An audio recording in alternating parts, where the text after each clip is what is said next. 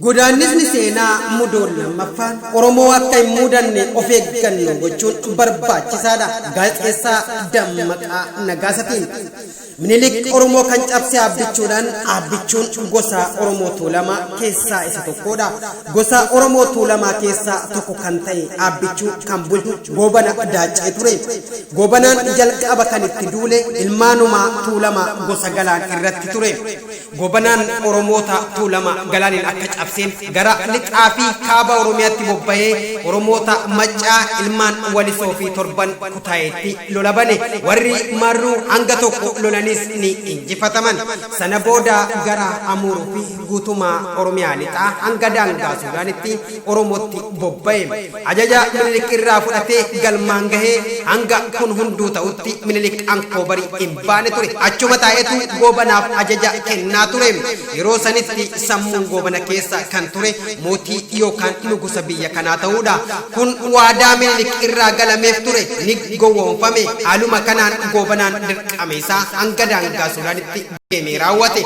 Sana booda Minilik masara isaa Ankoobar irraa gara Inxooxxootti jijjiirachuun yeroo jalqabaatiif dachii Oromiyaa seenee Goobanaadhaafis wayita Oromiyaa lixaa cabsee deebi'u simannaa ho'aa gootummaa isaatiin faarsanii Minilikis intala fira isaa tokko akka fuudhu badhaase. Goobanaan fira Minilik waan fuudheef soddaataan gochaan raawwateen Goobanaan odoo mootii yookaan nugus ta'uuf eegu summii laatanii fi ajjeesani. Seenaan Goobana Daacee kanumaan xumuramee seenaa xuraawaa madoo Oromoo akkasumas immootu akka seenaan isaa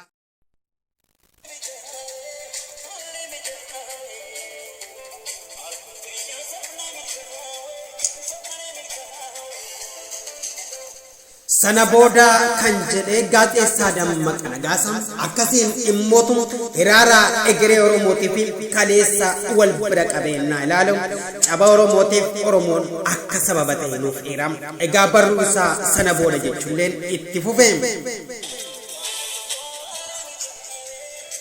Sana booda Minilik qawwee naaf jedhamu 1000 gargaarsa biyya Poorchugiizii irraa argatee nafxanyoota yookaan immoo abashoota hidhachiisee biyya Oromiyaa maraa irratti bobbaase.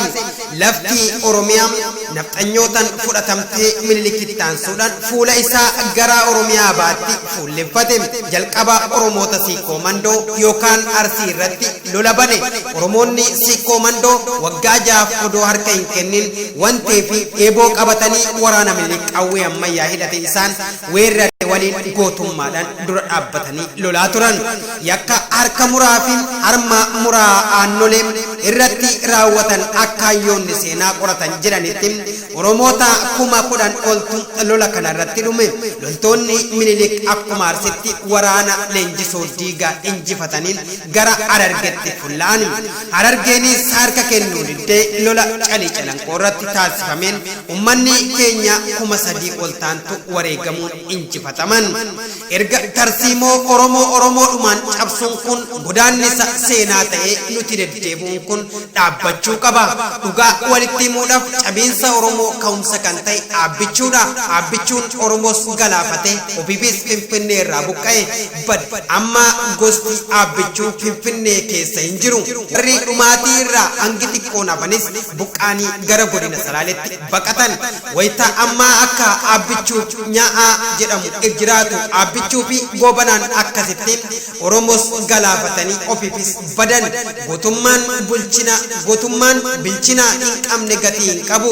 Gootummaan Goobana Daacee haala kanaan ofis galaafate Oromiyaa fi ummata Oromoos galaafate. Ammas taanaan godaannisni xurii seenaa Oromoo mudate kun irra deebi'u irraa of qusachuun badii dhufu irraa nama oolcha. Dunuunfatanii akkuma Goobana Daacee godhe Oromoo tokko Oromoo biraa ajjeese akka cabsu gochuun dogongora guddaadha. Oromoodhaan cabsuun yeroo isinitti fakkaachuu danda'a malee gonkumaa ummata akka hin jilbifachiisu ummata kana jilbifachiisuun hin danda'amus. Tarsiimoon kun hin hojjetu. Wanti tibbana dhagahamaa jiru marti dogongora. Fakkeenyaaf ilmi keessan bosona seene jedhamee abbaa fi haadha ajjeesuun yakka guddaadha. Seenaa kam keessattuu Oromoo irratti hin raawwatamne ilmaan Oromoo wal ajjeesuun qaanii guddaadha. Lumerratti ummata Oromoo dhaamsa qaba tarsiimoo amma itti deemamaa jiru kana ta'uu hubattanii kutaa fi gandaan wal qoodanim haloo wal ba'u akka hiyyaanne adaraa jechuun fedha kun kufaatii fida tarsiimoo wixnaametu galma gahaa kanaaf hanga danda'ametti bakka jirtan maratti wal gorsaan tokkummaa keessan cimsaa walutubaa rakkina nu mudate kanas hanga fedhe oolee bulee itti wareegamnus yookaan ajjeefamnus gaaf tokko bilisummaadhaan akka irra aanamu hin shakkina lubbuun Oromoo bakka hundatti wabii akka hin qabne argaa jirra qabsoodhaan irra ni aannam maqaa Oromootiin warri har'a simannaa qeerroo fi amaanaa qeerroo fi qarreen isinitti kennine baankii fi taankii harkaa qabdanis yeroo itti gaabbamu ni dhufa waan ta'eef dhaabbadhaa of ilaalaa dogongoraa hojjechaa jirtan irraa dhaabbadhaa qawween humna ummataa gonkumaa injifatee